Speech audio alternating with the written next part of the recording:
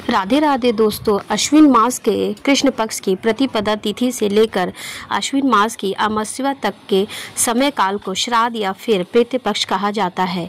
संकट पुराण में वर्णन आता है कि इस समय के दौरान पिंडदान, तर्पण और ऋतुओं को श्राद्ध करने से पितृ अवश्य की मोक्ष की प्राप्ति करते हैं और ऐसा ही पवित्र श्राद्ध का समय बस कुछ ही दिनों में आने वाला है। तो चलिए आज के इस वीडियो में जानते हैं कि इस बार श्राद्ध कब से आरंभ हो रहे हैं और कब तक चलेंगे और किन किन मुहूर्त में आप अपने पितरों का श्राद्ध कर सकते हैं। तो आइए आज का श्राद्ध कब है विशेष वीडियो आरंभ करते हैं। इस बार वर्ष 2025 में श्राद्ध पक्ष आरंभ हो रहा है 8 सितंबर 2025 सोमवार के दिन से और यह पूरा हो रहा है 21 सितंबर 2025 रविवार के दिन।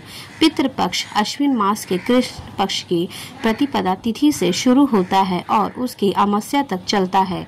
इसे महालय अमावस्या भी कहा जाता है।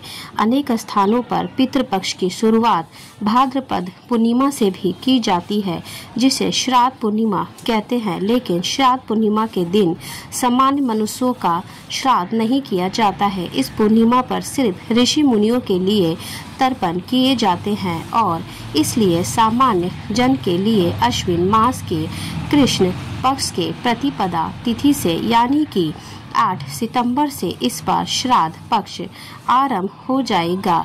इसे हम पितृपक्ष के नाम से भी जानते हैं। इस श्राद्ध पक्ष के दौरान आप अपने पितरों की मृत्यु तिथि के अनुसार उस दिन पर ही उनकी श्राद्ध क्रिया कर सकते हैं। वैसे तो मास में आने वाली अमावस्या तिथि श्राद्ध कर्म करने के लिए सबसे उत्तम बताई गई है, लेकिन पितृपक्ष में अपने पितरों की तिथि के अनुसार श्राद्ध करना चाहिए।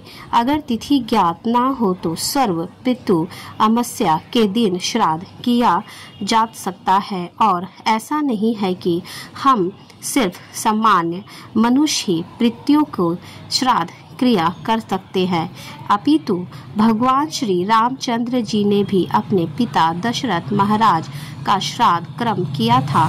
यहाँ तक कि हिरण्यकश्यप भी, जिसकी मृत्यु स्वयं श्री हरि विष्णु के हाथों हुई थी, उनके लिए भी स्वयं भगवान नरसिंह देव ने प्रहलाद महाराज से कहा था कि वे हिरण्यकश्यप का श्राद्ध करें।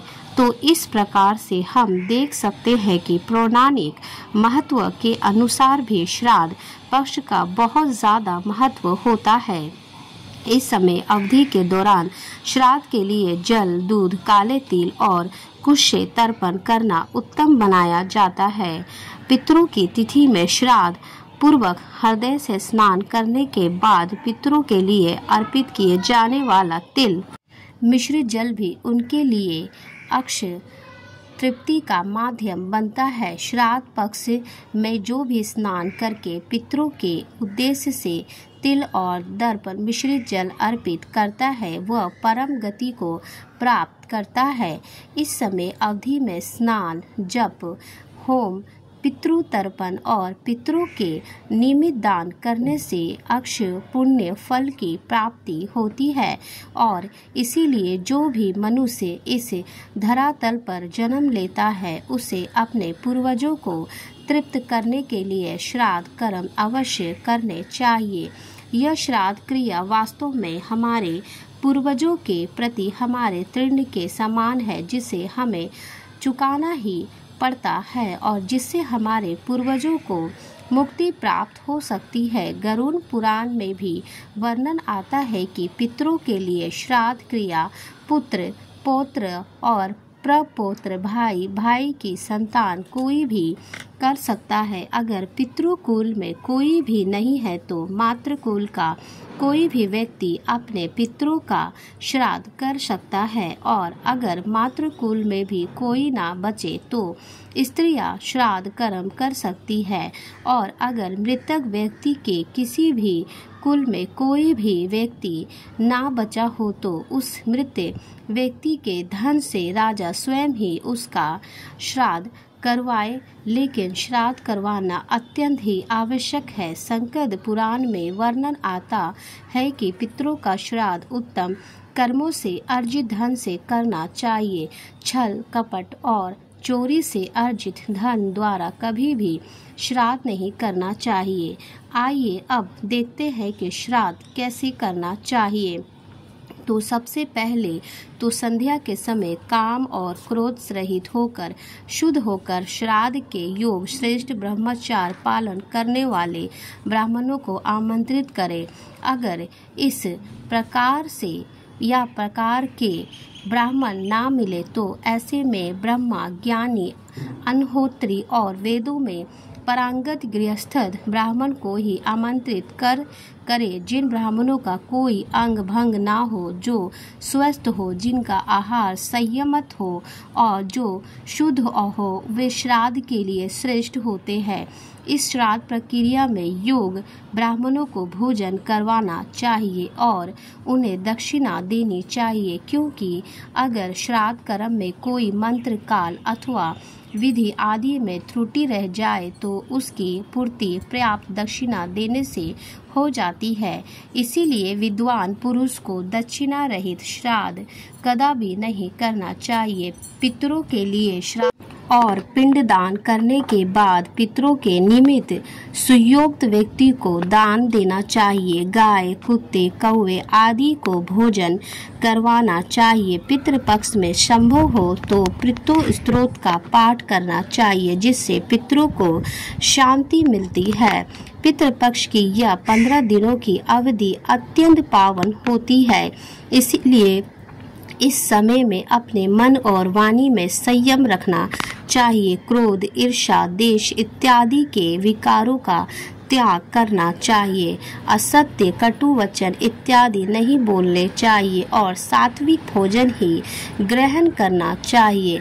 इन 15 दिनों में कोई भी शुभ कार्य जैसे कि विवाह, गृह प्रवेश, जनेऊ, मांगलिक कार्य इत्यादि नहीं किए जाते हैं।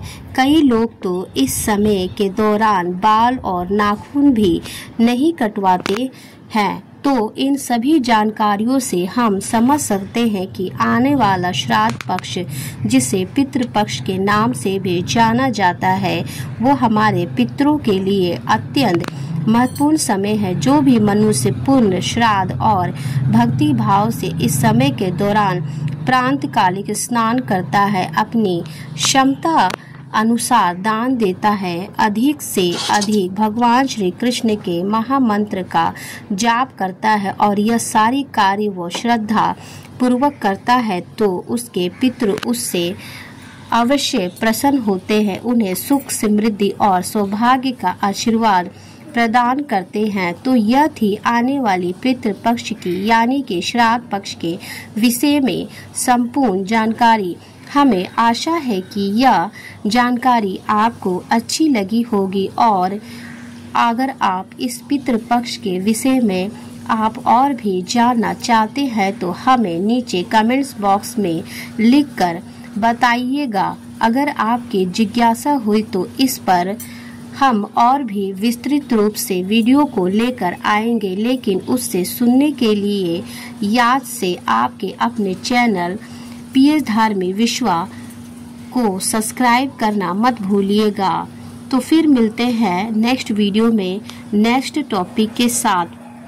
तब तक के लिए आपका वीडियो देखने के लिए बहुत बहुत धन्यवाद। हरे कृष्णा, धन्यवाद।